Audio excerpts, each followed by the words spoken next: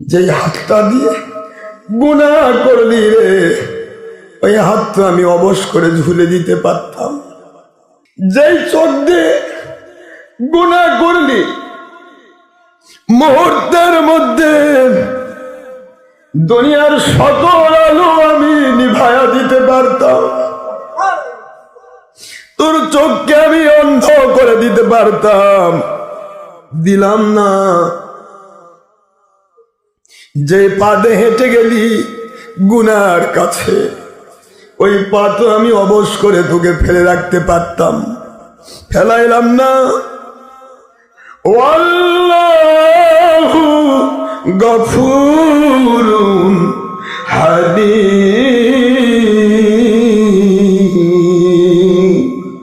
আমি আল্লাহ ধৈর্য ধরেছি রে, আমার বান্দা শয়তানের প্রবঞ্চনায় পড়ে ভুলের মধ্যে রয়েছে। একদিন না একদিন কোন আল্লাহওয়ালার কাছে গিয়ে শয়তানকে লাথি মেরে আমার কাছে ফিরে আসবে, ওর জীবনের গুনাহ খাতা করে মাফ করে দিয়া গুনার জায়গায় আমি নেকি দিয়ে পরিবর্তন করে দেব।